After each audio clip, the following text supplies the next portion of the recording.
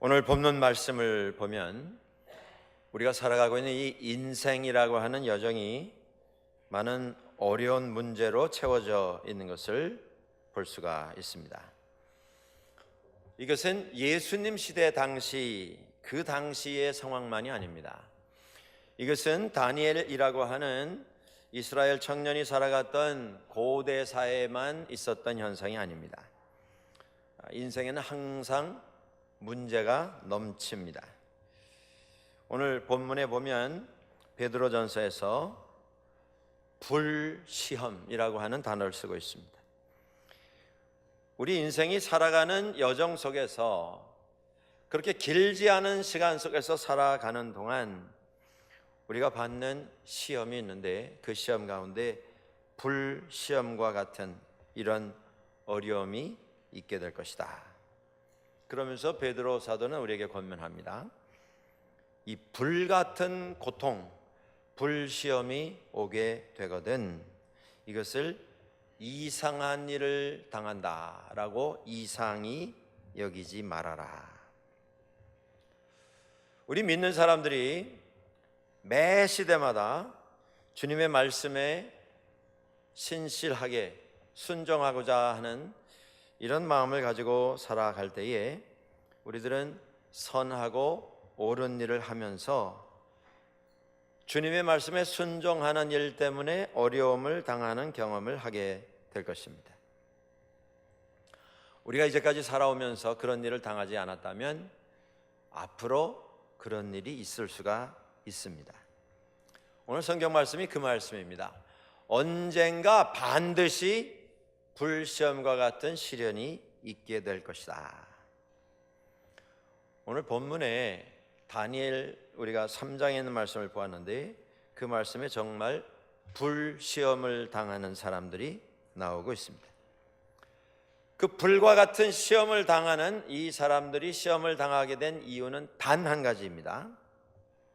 다른 일 다 잘했는데 한 가지 일, 하나님을 제대로 섬기려고 했기 때문에 하나님의 말씀에 순종하려고 했기 때문에 불시험을 당하게 되었습니다. 그런데 이 세 청년이 불시험을 당했습니다마는 하나님 섬기는 일을 포기하지 않았습니다. 오늘 성경에 나오는 이 세 청년들은 다니엘의 친구들입니다. 남유다가 망했습니다. 바벨론의 포로로 잡혀 나갔습니다. 남의 나라에 가서 종노릇하면서 살게 된 것입니다. 성경에 사드락과 메삭과 아벳노고라고 하는 이름이 소개가 되고 있습니다. 그때 바벨론 임금은 느부갓네살이었습니다. 그가 잠을 자다가 환상을 봅니다. 큰 어떤 동상이 세워진 것을 보았습니다. 거기에 대해서 해석을 들었습니다. 그리고 그가 꿈을 꾸게 되었습니다. 그 꿈에 보았던 엄청난 크기의 그 동상을 내가 세워서 사람들 앞에 내가 이 위대한 왕국 바벨론을 다스리는 통치자인 것을 알게 하리라. 계획을 세우고 공사를 시작을 했는데 그 높이가 자그마치 한 25m가 되는, 넓이가 한 2.5m가 되는, 그런데 그 높고 그 넓은 조각을 순금으로 만들어서 세웠습니다. 이것이 나를 통해서 내 시대의 하늘의 뜻에 의해서 이 땅에 펼쳐진 우리의 신의 모습이다. 그리고 명령을 내렸습니다. 나팔 소리가 나고 큰 풍악 소리가 나거든 하던 일을 멈추고 모든 사람은 이 신상을 향해서 다 절을 해라. 사드락과 메삭과 아벳느고, 경건한 신앙생활 속에서 삶을 살아왔던 이 젊은이들, 이제 20세 막 넘을까 말까 한 청춘입니다. 그런데 그들이 그 말씀에 순종하기를 거부를 했습니다.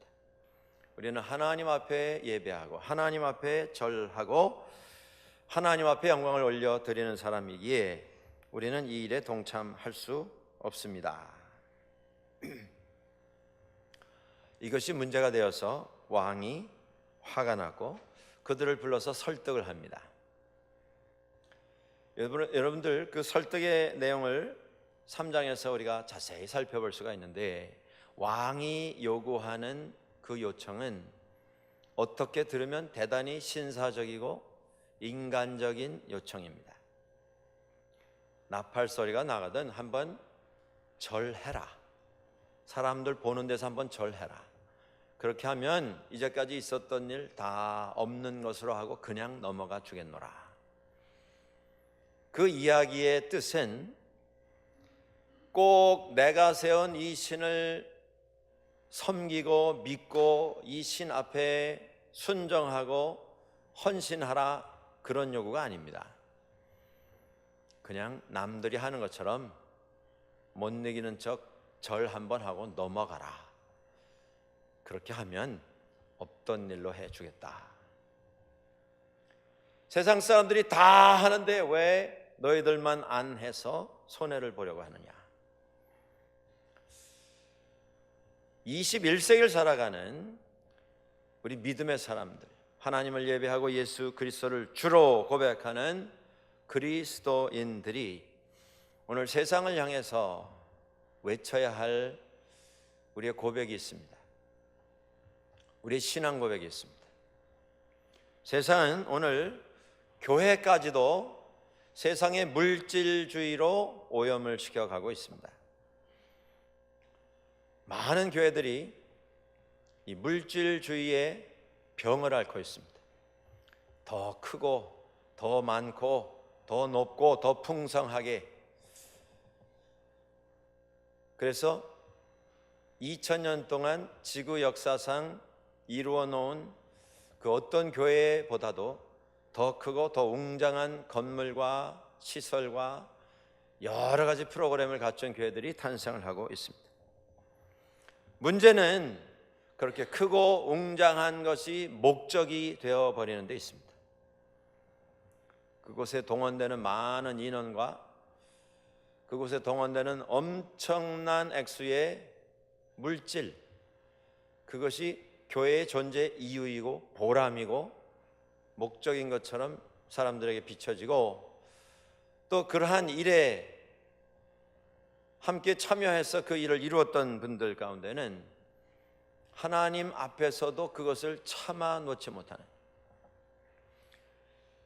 교회가 가지고 있는 어떤 시설, 규모, 어떤 예산, 그런 것 때문에 오히려 하나님의 이름을 욕되게 하는 이런 결정, 이런 선택까지도 서슴지 아니하는 모습을 보게 됩니다. 현대 교회가 가장 경계해야 할 것이 교회가 왜 존재하는가, 가장 본질적인 질문에 대한 확실한 답입니다. 교회는 성장해야 합니다. 왜냐하면 생명체이기 때문에. 그러나 목적이 없는 성장, 커지기 위한 성장, 더 많은 것을 누리기 위한 성장, 그것은 교회의 목적이 될 수가 없습니다. 21세기에 세워져 있는 교회들은 지금 세상의 풍조, 유행, 주장에 부딪히고 있습니다. 지금 우리가 살고 있는 이 세상은 우리가 인정을 하든 안 하든 극도의 상대주의가 모든 것을 주관하고 있는 그런 세상입니다. 포스트 모더니즘이라고 하는 말을 우리가 합니다. 이전에 현대 어떤 사상하면 그 이전 시대에 이것이 답이고 이것이 기준이다 생각했던 것을 부인하고 새로운 것을 추구하는 그러한 어떤 풍조, 사조를 뜻했습니다. 포스트 모더니즘은 이전 것을 인정하지 아니하는 현대주의를 지나간 그 다음 단계입니다. 그 포스트 모더니즘 속에서 가장 두드러지는 주장이 상대주의입니다. 내가 옳다라고 생각하면 옳은 것이지 다른 사람이 옳다라고 이야기하는 것에 내가 귀 기울일 필요가 없다. 나는 세상의 중심이고 내가 세상의 의미이고, 이 세상이 나 없이는 아무런 가치도 아무런 의미도 없어지게 되기 때문에 이 세상에 가장 중요한 존재가 나이고, 그래서 내가 말하는 것이 다른 사람, 그 어떤 사람이 말하는 것과 똑같은 가치를 지니는 그런 주장이 될 수 있다.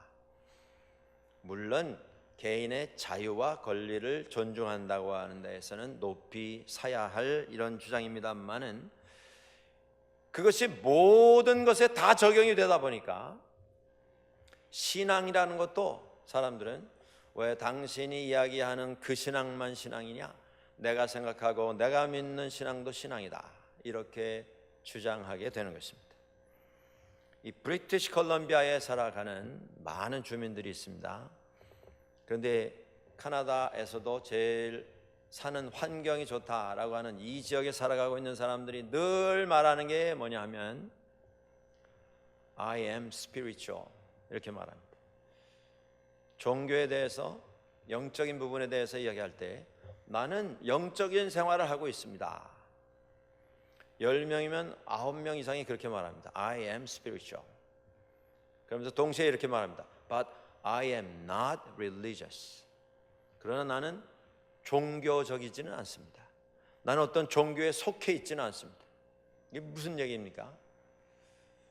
이 전 시대에, 부모님 시대에, 조부모님 시대에, 그 이전 시대에 생활의 의미를 찾기 위해서 우리들에게 선포되었던 어떤 종교적인 가르침, 기준, 그것만이 아니라 꼭 그들이 우리에게 전달해 줬던 그런 기준, 그걸 따라가야만 신앙생활을 하는 게 아니고, 나는 나대로 내 혼자 내가 어떤 특정한 신앙 대상을 내 앞에 두지 않고도 내가 얼마든지 혼자 스스로 노력으로, 힘으로 영적인 생활을 할 수 있고 영적인 평안을 얻을 수 있다.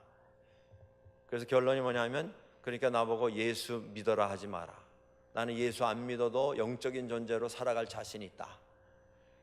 이렇게 되는 것입니다. 이게 상대주의입니다. 그러다 보니까 이 세상에 있는 온갖 주장이 다 왜 이걸 그러다고 하느냐, 왜 이걸 받아주지 않느냐, 내가 옳다고 생각하면 이게 옳은 것이다. 이 세상에 내가 주장하는 걸 아무도 믿어주지 않고 받아주지 않더라도 나 혼자 믿으면 이것도 여전히 진리이고 옳은 것이다. 이렇게 말하기를 시작하는 것입니다. 그러다 보니까 세상에 있는 모든 것을 다 교회에 끌고 들어와서 이건 왜 안 되냐, 이것도 해달라, 저건 왜 안 되느냐, 저것도 받아달라. 그런 주장과 그런 움직임들이 여러 군데에서 일어나고 있습니다. 몇 년 전에 캐나다에 있는 유수의 일간지에서 여론조사를 했습니다. 교회를 감당하고 있는, 기독교회를 감당하고 있는 캐나다의 연합교단의 목회자들을 대상으로 해서 여론조사를 했습니다. 놀랍게도 그 가운데, 연합교회에 속해 있는 많은 목회자들 가운데 전원을 다 한 건 아니겠습니다만은 그 가운데 상당 부분, 한 30-40%의 목회자들이 예수는 하나님이 아니라고 생각한다 라고 말했습니다. 이게 무엇입니까? 이게 극치의 상대주의적인 논리와 주장에서 나온 결과입니다. 예수가 그리스도가 아니시면, 예수가 하나님이 아니시면 그분은 예배 받으실 대상이 아니게 되는 것입니다. 그렇게 되면 교회는 그냥 종교 클럽입니다. 종교적인 색채와 종교적인 이론과 생각을 나누는 친교 모임으로 변질되어 버리고 맙니다. 세상이 지금 이런 세상이 되어가고 있습니다. 기독교회 안에서도 다원론적인, 다신론적인, 범신론적인, 왜 꼭 하나님만 하나님이시냐, 왜 꼭 예수만 그리스도가 되어셔야 하느냐, 이 세상에 좋은 교훈을 가르쳐주는 훌륭한 선생들이 많이 있었는데 그들의 말에도 귀를 좀 기울이고 그들을 통해서 우리가 정신을 좀 깨끗하게 하면 우리에게 도움되는 거 아니겠느냐, 이렇게 주장하면서 무엇이 진리인지를 알 수 없을 만큼 혼란한 이런 가르침을 여기저기서 외치고 있습니다. 사드락과 메삭과 아벳노고가 처했던 상황이 똑같습니다, 여러분들. 왕이라고 하는 사람이 자신이 왕일 뿐만 아니라 신의 신이 이 세상에 내려온 그런 존재가 나다. 그리고 신상을 만들어 놓고 거기 절하도록 했습니다. 그리고 말하기를 너희가 믿는 하나님 믿어도 좋다. 그에게 예배해도 좋다. 그런데 내가 말하고 내가 지시한 이 방법도 받아들여라. 왜 이것만 옳다고 하고 이것만 믿으려고 하느냐? 그거 하지 말라는 게 아니고 그것도 하고 이것도 해라. 그래도 괜찮다. 아니, 그렇게 해야 너에게 더 큰 유익이 있다. 그게 지금 21세기 우리 믿는 사람들이 처해 있는 세상의 현실입니다. 그때 이 세 청년들이 조용히 왕에게 대답합니다. 조용하지만 단호하게 대답합니다. 왕이여, 우리가 섬기는 하나님이 계시다면 우리를 맹렬히 타는 풀무불 가운데에서 능히 건져내시겠고 왕의 손에서도 건져내시리이다. 그렇게 하지 아니하실지라도 왕이여, 우리가 왕의 신들을 섬기지도 아니하고 왕이 세우신 금신상에게 절하지도 아니할 줄을 아옵소서. 오늘 우리가 세상을 향해서 무엇을 고백하고 무엇을 선포할 수 있어야 하겠습니까? 이 세 젊은이들은 지금부터 한 2500년 전에 바벨론에 포로 잡혀 나갔던 사람들이었습니다만은 오늘 우리가 세상을 향해서 외치고 선포해야 할 믿음의 고백을 우리들에게 선물해 주고 있습니다. 이들의 고백은 첫째, 하나님은 능력의 하나님이시라, 이렇게 선포하고 있는 것입니다. 우리가 하나님에 대해서 믿음을 고백할 때에 가장 먼저 우리의 신앙 고백에 등장하는 단어는 하나님은 이 세상에 존재하는 모든 것을 지으신 창조주이십니다 라고 하는 고백입니다. 하나님에 대해서 우리가 전능하신 하나님이라고 하는 고백을 합니다. omnipotent라고 하는 라틴어에서 이 말이 시작이 됩니다. 못 하시는 것이 없으신 분, 불가능이 없으신 분이라고 하는 뜻입니다. 하나님은 이 세상에 있는 그 어떤 것보다 깊이와 넓이와 높이가 비교할 수 없으신 분이시라, 그런 말입니다. 이 세상에 있는 모든 것을 다 합쳐놓는다 할지라도 하나님이 가지고 계시는 능력에는 비교할 수 없다, 그런 뜻입니다. 이 세 젊은이는 어떤 상황 속에서도 세상에서 불어오는 신앙에 대한 어떤 도전, 어떤 변질된 주장에 서게 되더라도 하나님께서는 그 싸움 속에 서 있는 믿음의 사람들을 구하시기에 필요한 능력을 소유하고 계신 분임을 그들은 세상을 향해서 선포한 것입니다. 세상과의 싸움은 쉽지 않습니다. 왜냐하면 너무 많은 사람들이 그것을 주장하기 때문에. 돌아보면 나만 지금 이런 생각하고 있는가 라고 생각이 될 정도로 많은 사람들이 성경 말씀과는 다른 주장을 하는 것을 볼 수가 있습니다. 그때 우리도 선포할 수 있어야 할 것입니다. 왕이요, 우리가 섬기는 하나님이 계시다면 우리를 맹렬히 타는 풀무불 가운데에서 능히 건져내시겠고 왕의 손에서도 건져내시리이다. 성경은 계속 우리들에게 선포하고 세상을 향하여 선포합니다. 하나님의 능력은 그 누구와도 비교될 수가 없다. 이 하나님의 능력은 하나님은 이런 분이시니까 이런 능력을 가지고 계심에 틀림이 없다라고 하는 이론, 어떤 체계에 의한 이론적인 결론이 아닙니다. 하나님의 능력은 실존입니다. 현실입니다. 이것은 가상의 어떤 가공의 원리가 아니라 우리들을 향해서 오늘도 역사하시는 우리들의 현실일 것입니다.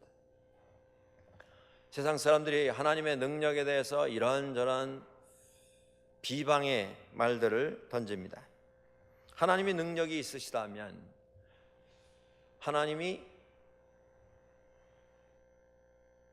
드실 수가 없는, 드실 수 없도록 무거운 돌을 만드실 수 있느냐 없느냐, 그거 못 만드신다면 하나님이 아니시지 않는가.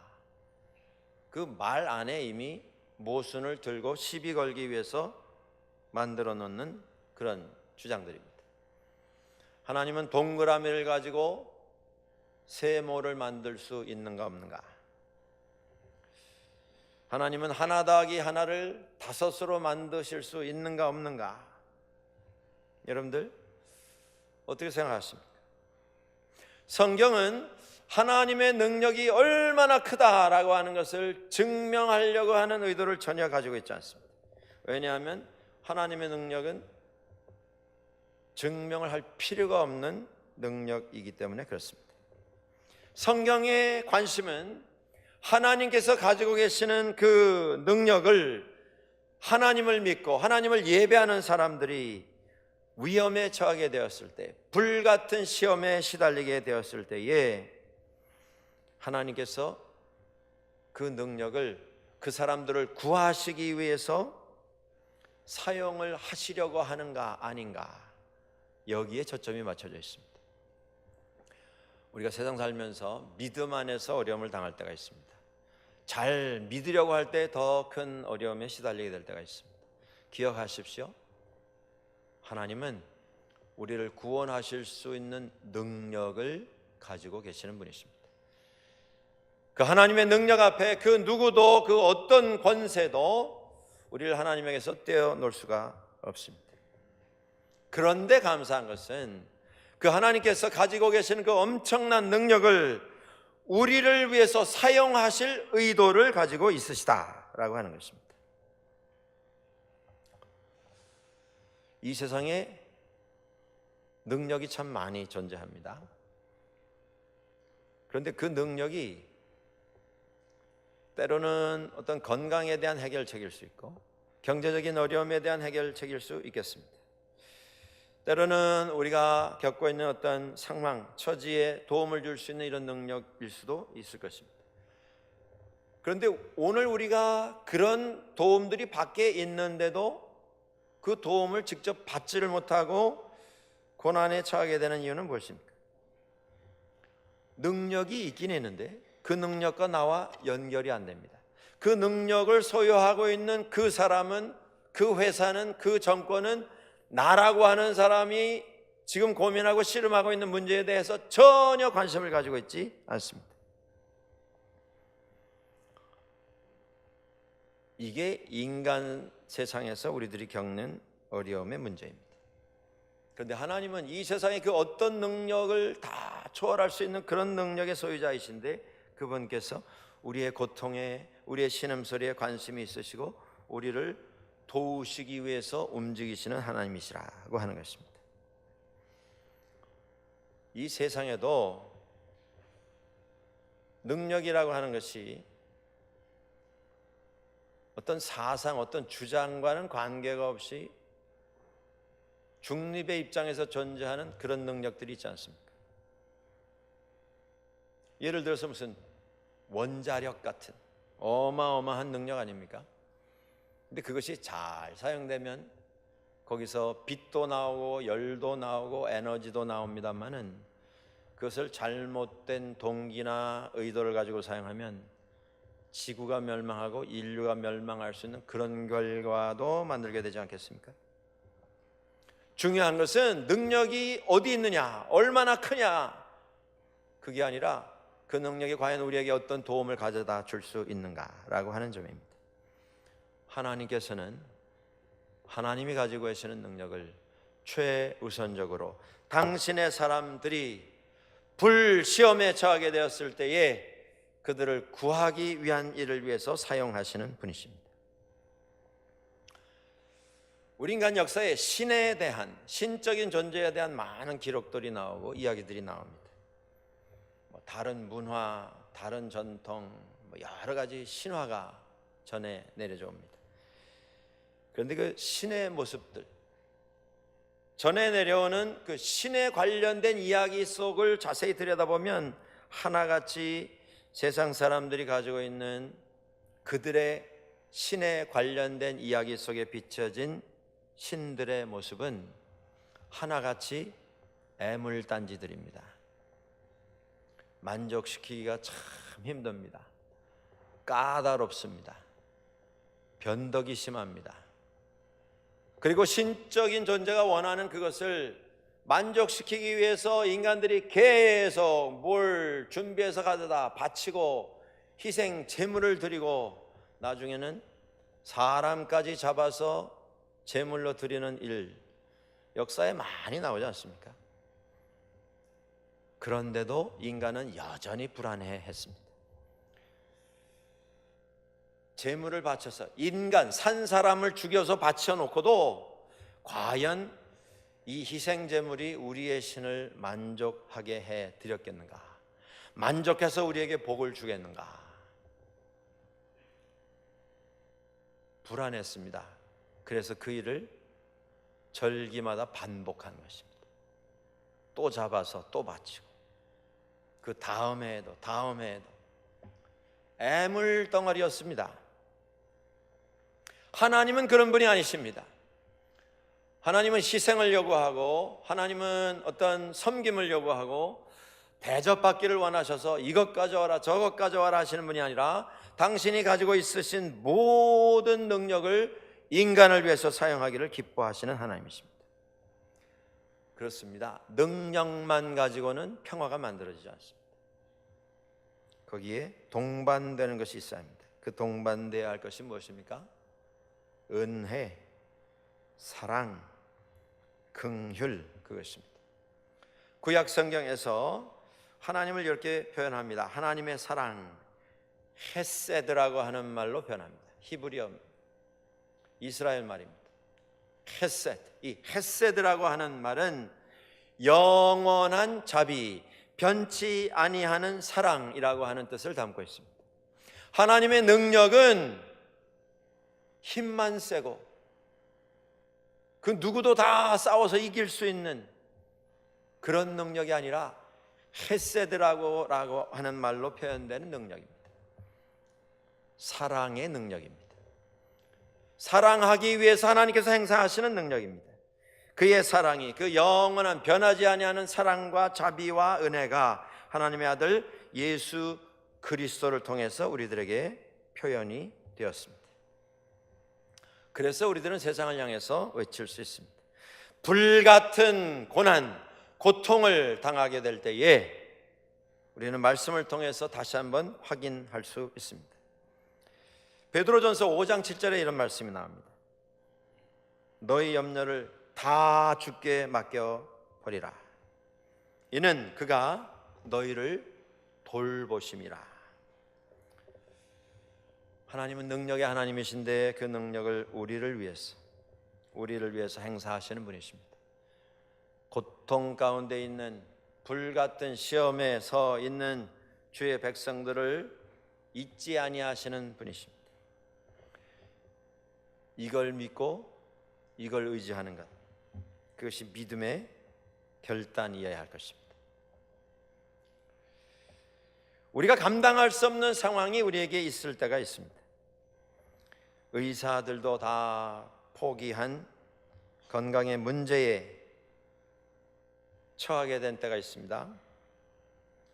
이 사람 저 사람 붙들고 이야기를 하고 조언을 듣고 도움을 받아보았지만 그것이 통하지 않는 때가 있을 것입니다. 집안에서 오랫동안 눈물로 기도하고 기다리고 노력했지만 결과가 없는 아픈 이런 가정의 상황, 형편이 있을 수가 있습니다. 오래 기다리고 간구했지만 기도의 응답이 없어 보이는 이러한 때가 있을 수도 있습니다. 그때 어떻게 해야 할 것인가? 이게 중요하지 않겠습니까? 여러분들 사드락과 메삭과 아벳느고의 고백을 기억하시기 바랍니다. 오늘 메아리처럼 제가 세 번째 다시 읽습니다. 17절입니다. 왕이여, 우리가 섬기는 하나님이 계시다면 우리를 맹렬히 타는 풀무불 가운데에서 능히 건져내시겠고 왕의 손에서도 건져내시리이다. 그리고 고백합니다. 18절입니다. 그렇게 하지 아니하실지라도 왕이여, 우리가 왕의 신들을 섬기지도 아니하고 왕이 세우신 금 신상에게 절하지도 아니할 줄을 아옵소서. 우리 인간이 하나님 앞에서 믿음의 삶을 살면서 할 수 있는 가장 위대한 신앙의 고백이 아닌가, 저는 개인적으로 그렇게 생각을 해 봅니다. 믿음은 하나님을 신뢰함으로 시작이 됩니다. 믿음은 하나님을 신뢰함으로 끝이 납니다. 하나님을 신뢰함은 믿음의 서론이고 동시에 결론입니다. 그리 아니하실지라도. 이 세상에 아무도 그것을 믿지 않고 알고 있는 사람도 없는 것 같고 아무도 신뢰하지 않더라도 하나님은 여전히 우리의 신뢰를 받으시기에 합당한 분이시라. 이게 믿음이라고 하는 것입니다. 우리의 믿음은 점점 줄어들고 세상과 부딪히면서 변질되는 믿음이 되어서는 안 될 것입니다. 암담한 상황에 서게 되더라도 하나님을 바라보며 우리는 고백할 수 있어야 할 것입니다. 이 세 젊은이들이 불구덩이에 던져졌습니다. 우리가 그곳에 던져진다면 우리는 어떻게 해야겠습니까? 발버둥을 칠 수도 있겠습니다. 비명을 지를 수도 있을 것입니다. 그러나 이 세 젊은이들이 그곳에 던져지는 순간까지 나는 여전히 하나님을 신뢰합니다. 그렇게 선포했습니다. 하나님이 계신 것을 믿습니까? 신뢰하십시오. 하나님이 능력을 가지신 전능하신 하나님이신 것을 여러분들 믿으십니까? 그 하나님께서는 그 전능하신 능력을 당신의 사람들, 우리들을 위해서 사용하시는 하나님이심을 믿으시기 바랍니다. 우리가 감당할 수 없는 이러한 어떤 상황, 우리가 감당하기 힘든 이러한 형편에 놓여지더라도 하나님께서는 여전히 우리를 책임져 주시는 우리의 구원자이심을 믿으시는 여러분들 되시기를 주의 이름으로 축원합니다. 로마서 8장 28절은 우리에게 이렇게 말씀합니다. 우리가 알거니와 하나님을 사랑하는 자 곧 그 뜻대로 부르심을 입은 자들에게는 모든 것이 합력하여 선을 이루느니라. 사랑하는 여러분들, 사드락, 메삭, 아벳느고는 7배 더 뜨거워진 풀무불에 던져졌습니다. 느부갓네살 왕이 그 불구덩이를 들여다보았습니다. 거기에 하나님의 사자처럼 보이는 자가 세 젊은이들과 함께 서 있었습니다. 하나님이 불구덩이 속에 들어오셨습니다. 거기서 여전히 역사하고 계셨습니다. 지난 주간에 캐나다 장로교회에 총회가 있었습니다. 이미 광고를 드렸고 기도 부탁을 드린 것처럼 어려운 주제를 이번 총회에 토의를 했습니다.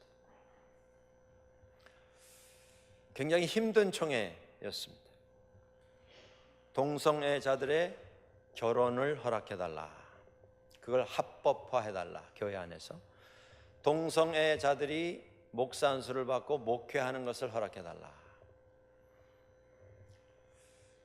거기 참석한 청대들이 다 기도하면서 마음을 열어 서로 의견을 말하고 듣고 서로에게서 배우는 긴 토의가 있었습니다. 그 한 가지 주제만 놓고 한 이틀 동안 내내 토의를 했습니다. 그 토의를 지켜보면서 저희들이 느낀 것은 이게 이번 총회에 통과될 가능성이 많다라고 하는 걸 느꼈습니다. 본안건이 올라왔습니다. 그걸 허락해 달라, 찬성, 반대, 긴 토의가 있었습니다. 이번에 우리 한인교회에서 14사람의 청대들이 참석을 했습니다. 동부에서 8분, 동부에서 8분, 그리고 서부, 저희가 속해 있는 서부 한 칸호에서 6분 이렇게 해서 참석을 했습니다. 다 나가서 의견 발표를 했습니다. 오신 장로님들 가운데 영어가 불편한 분들은 한국말로 하시고 통역을 하면서까지도 의견을 발표를 했습니다. 저희가 호소를 했습니다. 이것이 이렇게 그저 밀어붙이는 식으로 통과를 시킨다고 해서 교회에 결코 유익이 되지 않는다. 그리고 우리 한인교회는 거의 전원들이 다 이 일에 반대를 하고 있는데 이게 통과돼서는 안 된다. 그리고 우리 한인교회가 장로교회 안에서, 캐나다 장로교회 안에서 차지하고 있는 비중이 있고 역할이 있다고 믿는데 이것이 이번에 통과된다면 이것은 교회에 큰 어려움을 가져오게 될 것이고, 그리고 무엇보다도 이것이 신학적으로 신앙적으로 정리가 더 되어야지 그냥 이런 상태로 이것이 가부가 논의돼서는 안 된다고 생각한다. 아주 호소를 하고 설득을 하고 주장을 했습니다. 감사한 것은 그 마지막 회의에서 총대들의 마음이 많이 달라졌습니다. 한 이틀 동안 이것이 거의 통과되겠다라고 하는 분위기였는데 마지막 투표를 했는데 그것이 부결이 되었습니다. 이것이 한인교회들이 꼭 주장해서 됐다라고는 저는 말하고 싶지 않습니다. 하나님께서 교회에 또 한 번의 기회를 주시고 더 깊이 기도하고 더 깊이 생각하고 고민할 수 있는 이런 시간을 주신 것이고, 결국 우리는 말씀으로 돌아가야 하는 이런 존재들인 것을 깨닫게 해주시는 하나님의 은혜의 선물이었다. 우리들이 그렇게 고백을 하고 회의를 마치고 돌아왔습니다. 우리가 주장을 하기 위해서 여러 가지 행동을 합니다. 음성을 높일 때도 있고 장황한 설명을 할 때도 있고 때로 데모를 하게 되는 때도 있습니다. 그러나 여러분들, 주장한다고 바뀌는 게 아닙니다. 데모한다고 바뀌는 게 아닙니다. 소리 지른다고 바뀌는 게 아닙니다. 우리가 깨달아야 할 것은 그것입니다. 이 세상을 통치해 가시는 분은 여전히 하나님이시라고 하는 것, 그걸 고백할 수 있어야 할 것입니다. 교회 안에서 내가 설명을 잘해서 그 설명 듣고 이렇게 저렇게 결정하는 것이 아니고, 나는 하나님 말씀에 신실한 생각을 가지고 순종하는 순종의 삶을 살면 되는 것이고, 그 나머지는 하나님께서 결정하시고 우리는 하나님의 결정에 순종해서 살아가는 역할을 하면 되는 것입니다. 앞으로도 우리 한인교회가 순종의 삶을 통해서, 말씀에 순종하는 삶을 통해서 교회로서의 역할을 잘 감당하는 그런 교회가 될 수 있기를 간절히 소원합니다. 하나님 앞에서 불같은 세상에 시험이 오더라도 말씀 위에 굳건히 서서 여전히 그 상황 속에서도 세상을 인도해 가시고 세상을 주장하시는 하나님 앞에서 살아가는 우리 모두가 될 수 있기를 주의 이름으로 간절히 축원합니다. 같이 한번 기도하시겠습니다.